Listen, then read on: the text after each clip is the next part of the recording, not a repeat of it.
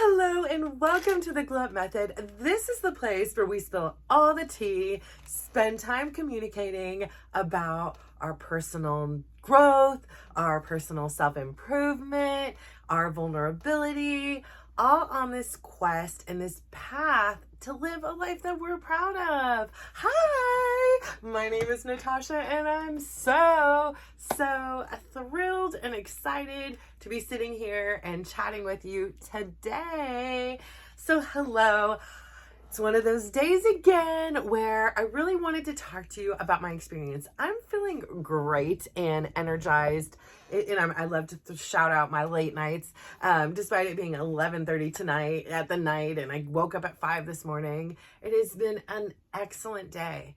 And I'm not saying that it's been an excellent day to the fact that there hasn't been trials. Today was one of those days where, as I've said on here, I'm going in the very, very early stages of divorce. Suddenly I was in a position where my marriage was not in a healthy state to begin with. And, we had sought counseling and different things. We really worked on different things. And then at the end of the day, like back in March, sent me some random text or email, and I was confused by it. And I really thought this was his breakup email. And from the things that were said in there, and then I was like, okay, well, maybe, I kind of feel some relief. Like I'll have this extra time that I'm not constantly stressing and worrying about my significant other, and I'll be able to move forward. Like we've been in limbo and we've been really working, and then it seems like we take 2 steps forward and 10 back, and it just felt like we kind of got to this stagnation place. And it was just, I was pretty stubborn in saying, I want a friend, I want a partner. I need, someone I can trust and feel safe with, and, laugh with and cry with. And that was what I want. And he just wanted physical touch. And I couldn't give him physical touch until he was my friend because of my tumultuous background. And so it just became this sticking point of who is going to concede.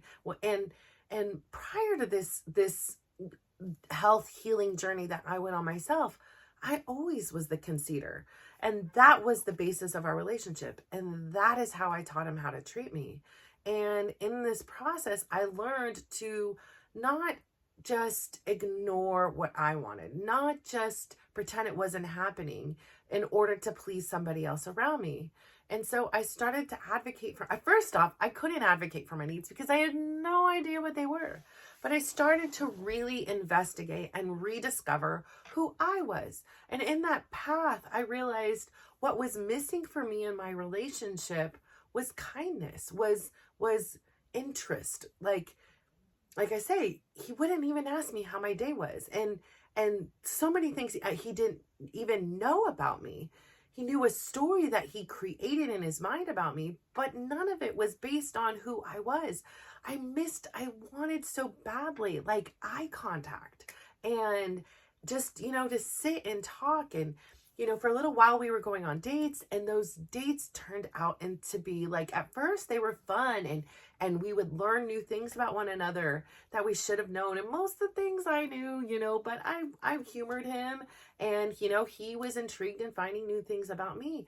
And then suddenly it just turned from fun and going on a date into I guess we were in a honeymoon phase, and then the honeymoon phase, and it was just fighting and bickering. And I was just I don't even want to go on this date. I literally don't even have an appetite because I can't sit here and just feel belittled and small and all those things. I mean, there were just times that we were on a date, and then he literally halfway home on the freeway would just want to jump out of the car, and I literally did jump out of the car at one point. It just was too much. So that's the intriguing thing about today, and throughout these last few weeks, in which he abruptly informed us he has a girlfriend, abruptly informed us he was moving out and left, and has very rarely seen his kids. And, unless it's to drive them somewhere, and that's pretty much it. And I think he's come to a couple of soccer games, but not been very consistent. And I think that's so sad. again, I come at it from my filter is of a little girl whose mom left, right? So I keep talking about this because it's really pressing to me. And, I hope that somebody out there can relate and understand to the experience. And I say this again, and I keep reiterating it because today was one of those days. Like, this grief for me, it's a little confusing because I didn't anticipate to feel the way I felt. I also was a little bit led on. He sent me these long, emails and texts and talked about, reconciling and all these things and how much he loved me still. And I fell for it. And, cautiously I was like, well, I still just like kind of want to see him talking. And then later on, he turns around and is like, I never said that. I never did all these things. And it's just like these mind games because I'm like, I can read and you can read. What does this say? I mean, it's very clearly saying the words reconcile. It's really clearly saying, I love you. It's really clearly saying, I'll break my lease. It's really clearly saying all these things. And then, he starts talking to somebody else again. And now suddenly, that's not he never said those things. And so I don't want to play the game. Like, I don't want to be in a game.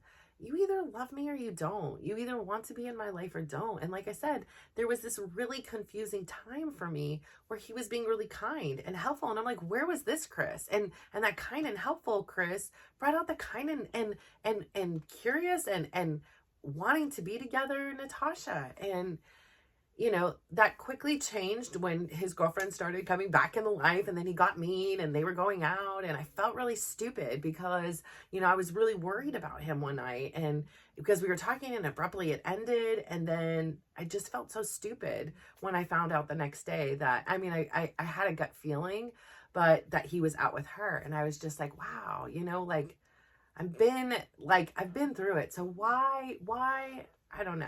So I say all that to say, today was one of those days where I embraced the grief. And so many times in my life, I have wanted to, I don't know if you've done this too, like, I've done everything else. I've smushed it down, pretend it wasn't there. I've busied it away. And this part of my journey, this part I really want to heal from.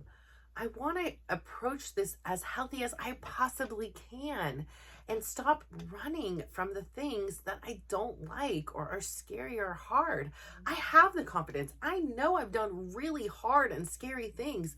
And even though they were hard and scary, I am so grateful for them. I am better because of them. And so this grief process is a growing journey.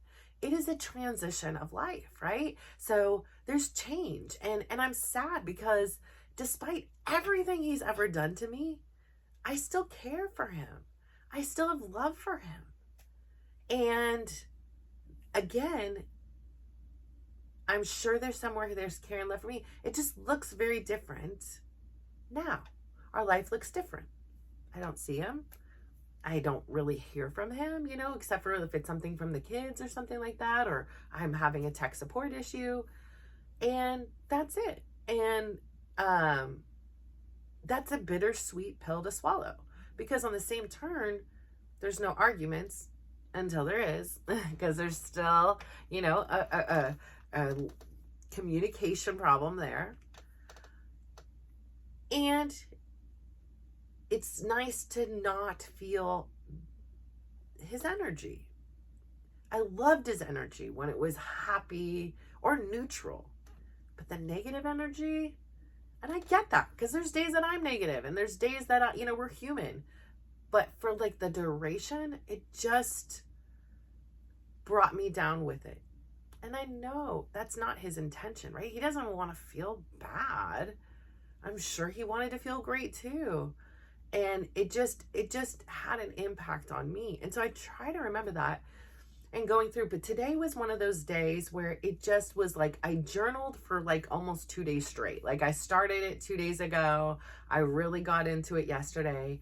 And today I cleaned it up. And, it just was this opportunity to no longer feel like I needed to defend myself. It was, I know the facts.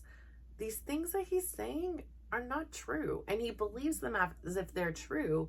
And a lot of the things he's saying about me are the exact things that he's doing, but I'm not, because this is the world he's living in. And so, yeah, like, it's a challenge for me over here, but being able to sit with those emotions, I realize it's like a wave, right? Like, it rolls in, it peaks, but it comes down. So the beauty of it was, yeah, I spent a good amount of time today in a mourning, in a grief, in a progress, like motion. And sometimes we think about progress and we think about things moving forward and you're gaining something, but progress is the journey. And this journey for me today looked like I needed to sit with the emotions. I didn't like it and it sucked, right? Like, it's not the outcome I wanted. And so yeah, it's hurtful and it's sad, but there's also some really cool things. Like I say, like, I don't have to stress out about, doors slamming. Nobody's slamming doors here. And after hearing doors slam for 25 years, I'm like, oh, it's peaceful. And like, I don't have that anxiety. And to know, like, trash still gets taken out and dishes still get done and meals still get made and everything is kind of going on without any problems. I mean, the house is happy. The house is calm. There's no negative forces in here. Like, it's all laughter and jokes and talking, and it's a beautiful thing. And I really appreciate that. And I also feel like I'm really proud of myself for having the courage to sit with it, right? Because so many other times I have not felt comfortable. I have wanted to numb it with food, with somebody else's problems. That's a good one for me. Whatever else it was, to not head in the fact and sit in the fact that said, I'm sad. And so it gives me an opportunity to not only experience my experience, but it makes me aware that what other people in this household may be going through. And it makes me realize that I'm not alone in this experience. You're not alone in this experience. And if we just let it flow through us instead of keep resisting, it's going to come and we're going to experience it, but it passes. And when it passes, it shows us how strong and how resilient and how amazing we are, and that anything is possible and that we can overcome this. And so it's a real topsy-turvy thing, but I feel like every day, like I say on here, I'm 1% better and I'm 1% stronger. Does that mean I come here every day and have my high energy and my things? No. That's not realistic. And, having the idea that every day is going to be a high and super positive, no, that's not. I do want to be better than I was yesterday. I hope that yesterday's worst are today's bests. However, I understand that we are a dynamic creature and we are having this dynamic experience. And I've had some amazing, can't even say how, friends and support. It's a beautiful thing. I am so grateful. My kids are incredible. Not one, not two, not three, but all 4 kids today told me they loved me. And I believed them. And that was beautiful. It was like, you know what? This is everything. Now, he may be out experiencing a new life and newfound freedoms that he did not experience within this house that held him back and maybe contributed to his own experience. And I hope he finds that happiness. I hope that his kids are telling him that they love him. I really do. Because I know what I need. I know that there is such love in this household that is priceless. I wouldn't change it for the world. As of today, right now, I have my 4 kids. If it was my last day on earth, what would I want? I'd want to spend it with them. And so if I'm living as if I'm dying, then I'm doing it. And I understand at some point they are going to move on and they are going to be doing their own things. But right here, right now, in this finite moment, they're with me and I'm with them. And that's the priority. That's my choice. And in the midst of it, I've got some really good news. Like, I've had this project that I've been dragging my feet on. I've been absolutely dragging my feet on. But I'm finally making some progress on it. And I'm finally making the connections and using the resources available to make this project go. And isn't that pretty cool? Like, I'm really happy about that. And so once that project is working, like, I'll have even more time to work on other projects. Like, so it's a beautiful thing that, you know, this ending of a chapter is opening up so many more already. I feel braver, I feel stronger, and I feel more content with it. I have said everything I wanted to say, and I have no regrets. And wherever life ends up and whatever it turns out, I know it's exactly where it's supposed to be. And I know at the end of the day, I'm a bad A-word girl. Like, I am a strong, a beautiful, intelligent, caring person who wants nothing but the best for the people I love and beyond. Like, people I don't even know, I want you to be happy. I want you to have a balanced, healthy life that makes you proud.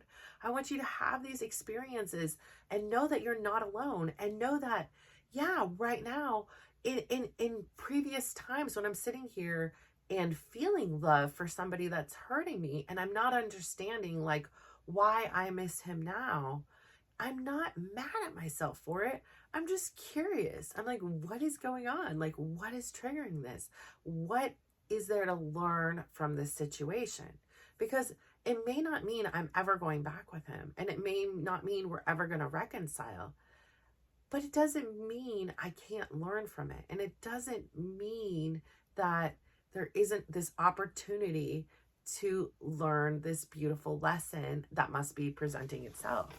And so I say all this to say there's so much good in this world. And it's okay to grieve. Like, it's okay to be sad. Like, if you've lost someone, like, permanently, like they are no longer with us, if you've lost a job or a friend, you know, I remember when I was a young girl and I had this friend in college and I was enamored with him. And I've always been such a girl's girl that he had a girlfriend. And I was like, there's no way I will ever do anything with you because you're dating somebody. Like, I could love him deeply as I did, but I would never, ever, ever cross that line and hurt somebody else in that situation because it just doesn't feel right. It's just wrong to me. And that's part of my core and my identity, you know? And so I adored this person deeply, and he left the school and I cried. I mean, I just remember listening to this Tom Petty, I think it was Wildflowers, a CD on repeat. I mean, my room was dark for days. I remember my dad like came knocking, like, is everything okay in here? And I'm like, no. And then he just kind of was like, okay, give me a hug, and went on his way. Like, it was bad. I was really grieving, and I was really consumed with just the music and the crying. Like, I didn't at that time take the time to kind of analyze, like, and see, like, hey, like, what am I feeling right now? Like, what's going on? And to curiously ask myself what was going on. It was like, I was like so mean to my, like, why am I crying over somebody like that isn't even my boyfriend? And, you know, like, it was just a pretty intense experience. And so, you know, and even with when my uncle and my auntie have passed, I haven't had a whole heck of a lot of time to grieve. I have had to just keep moving on. And that is what our culture tells us, right? Like, it's like, okay, this happens now, move on, But I don't think that it's all about moving on. I mean, I do believe, obviously, we have to move forward. That is my belief. I don't, you can only stay in one place and be stagnant for so long in one emotion. There's a whole life to live. But there is a lesson. There is, our grief says we cared about this person. We love this person. They have a place in our heart and our home, and it looks different now. And it's a change, or you cared about this job, or, whatever, this initiative, this, whatever it is. And you can grieve. It's fine. And I feel like, because I allowed myself today this space to grieve, the space to journal and meditate and be accepting of where I was today, I was then able to go about the rest of my day with a full on glow. Like, I went to my dance class and I was just vibing. I was just dancing when you're not supposed to be dancing in a class that you don't, like, I was just me. I was singing my songs. I was having a good time, and I was just so grateful for the fact that today I was able to go. I have not been able to go much, and I have been making difficult decisions, and I know if I go and get a full-time job, my ability to go may be shifted. And so I'm really grateful in this present moment. I'm grateful I'm sitting here with you guys, even if it means it's midnight now almost, I'm really, really grateful to have this opportunity to talk to people and connect. I mean, it is my life. It is everything that brings me joy outside of my family. And it is so important to me because I've been to the lowest of lows. I've sat there and I've ruminated in just all my pain, and I really was hopeless. I really didn't see a way out. I really didn't believe you could change.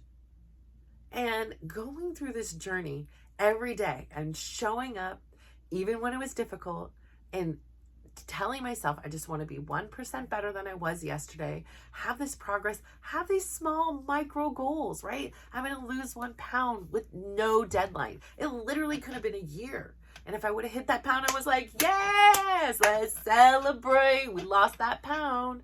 So can you imagine on those real lucky days where suddenly, I hadn't weighed myself in a few days and now I've lost 2? Like, that was a full-on party, And so I think part of it too is celebrating. It's celebrating the fact that, yes, I experienced grief today and it sucked and I didn't like it. And I don't necessarily like where I am in my life, but then I also don't necessarily not like it either. I mean, there is some hope. There is some good things. I mean, it's intimidating to think that I'll be out in this world again, but perhaps maybe, what?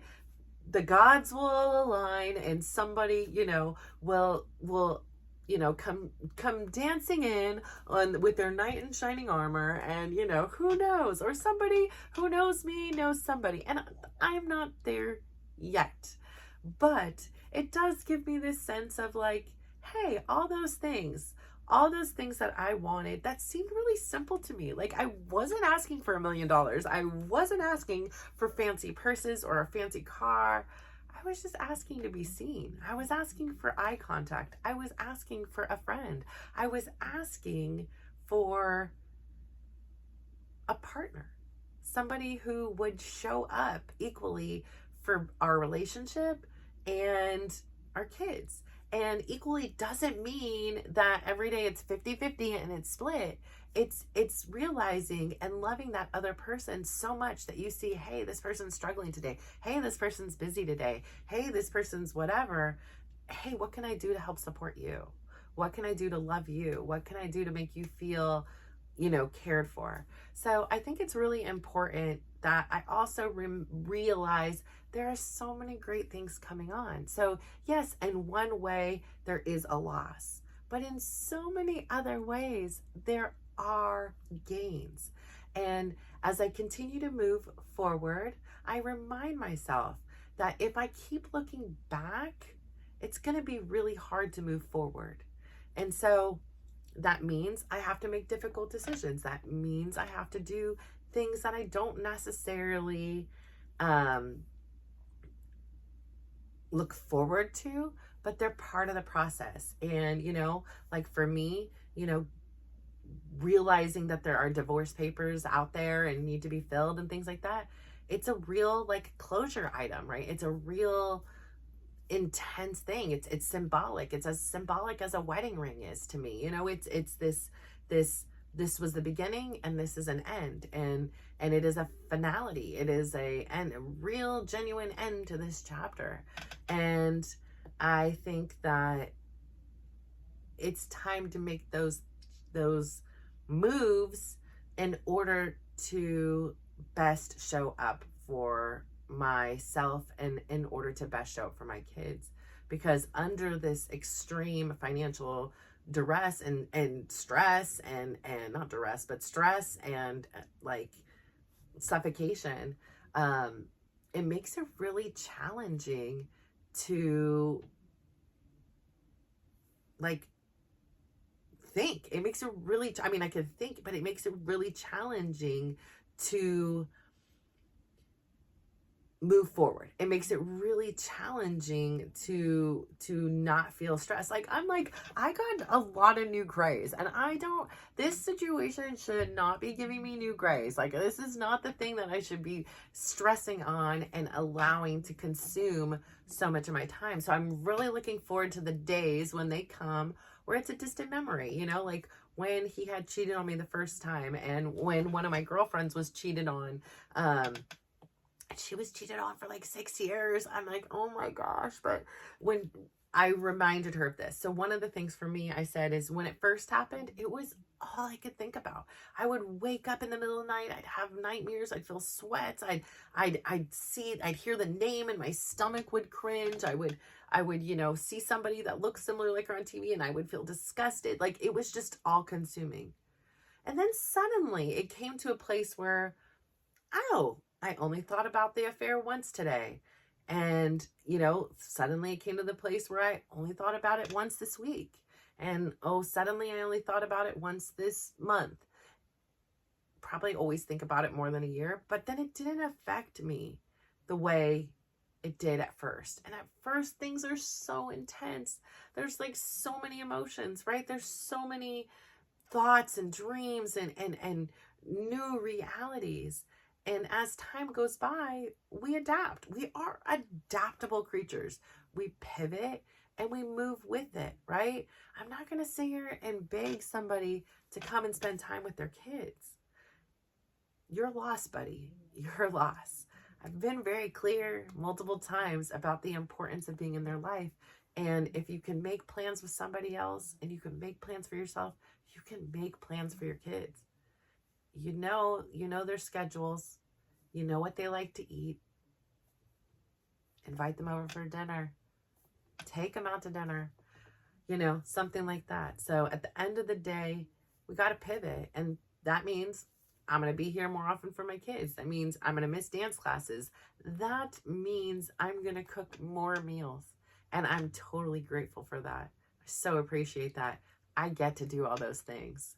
And I'm the lucky one. So I say all this to say, if you're grieving something that you feel like maybe I shouldn't be grieving this, just go with it. Accept it. Know it's like a wave. It's going to come.